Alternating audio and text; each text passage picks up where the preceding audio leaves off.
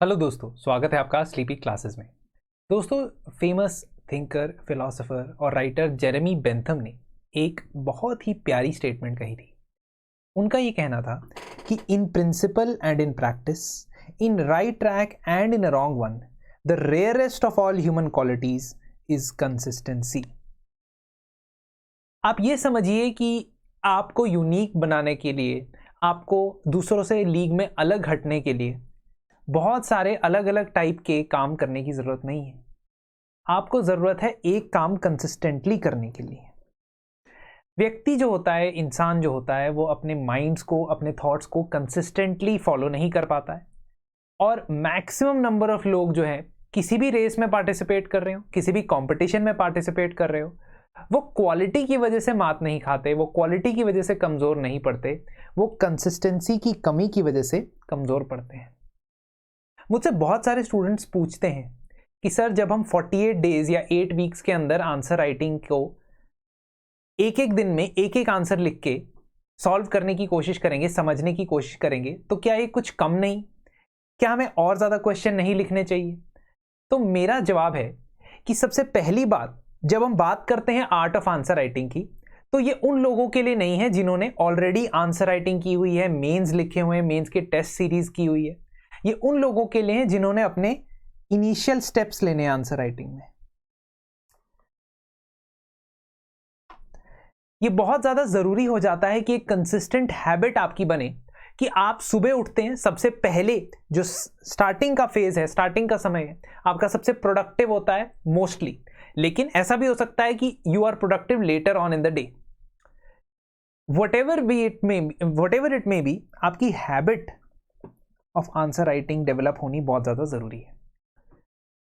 उसके लिए हम जो आर्ट ऑफ आंसर राइटिंग करते हैं, उसमें एक तो आपकी हैबिट डेवलप होती है जिससे आपकी एफर्ट्स में कंसिस्टेंसी आती है। एंड सेकेंडली, और जो मेरे से बहुत सारे स्टूडेंट्स ने पूछा कि बेनिफिट इसका किसी भी डेली आंसर राइटिंग के बनस्पत या उसके कंपैरिजन में किस तरीके से रहेगा, वो ऐसे रहेगा दोस्तों कि आपसे हर हफ्ते at the end of the week I will have a one-on-one discussion, means I will have a classroom discussion, online discussion, जहाँ पे सबसे पहले आपको पर्टिकुलर सब्जेक्ट्स को कैसे टैकल करना है, स्पेसिफिक सब्जेक्ट्स को कैसे टैकल करना है, कौन से सोर्सेज से कवर करना है और कैसे अपने आंसर्स को मेंस की प्रिपरेशन के हिसाब से अलाइन करना है, ये हम बात करेंगे। और उसके अलावा आपके जो सवाल होंगे वो भी आप मुझसे पूछेंगे, उन सब के जवाब आपको मिलेंगे। हफ्ते दर हफ्ते डेली बेसिस पे भी हम अपने आंसर्स को इम्प्रूव करेंगे और साथ ही साथ आपको जो इवैल्यूएशन भी मिलेगा, that evaluation will add additional points in your answers. तो खास तौर पे मेरे उन दोस्तों के लिए जिन्होंने कभी भी आंसर राइटिंग नहीं की है, they are just starting out, it is a very very beneficial programme अगर आप इसको कंसिस्टेंटली फॉलो करते हो। मैंने पहले भी बताया, इसको करने के 2-3 तरीके हैं। डेली अगर एक आंसर लिखना है, डेली आंसर लिखें। 3 दिन में 3 आंसर लिखने हैं या 3 दिन के गैप के बाद आंसर लिखना है तो भी लिखें, परफेक्टली ओके। बट एक हफ्ते का काम उसी हफ्ते में खत्म करें। तो इससे क्या होगा, इससे आपको एक फाउंडेशन मिल जाएगा और उस फाउंडेशन पे आप बिल्ड करेंगे। तो नेक्स्ट 90 डेज जो हैं उसमें से आधा टाइम आप इसे दे सकते हैं और इससे आपका फाउंडेशन बिल्ड हो जाएगा फॉर योर मेंस एग्जामिनेशन।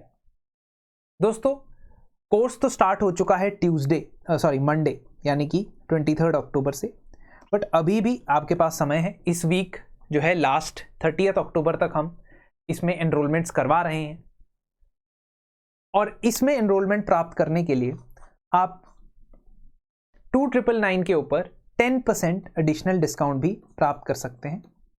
ठीक है, आपने कोड यूज करना है RAINA। ठीक है,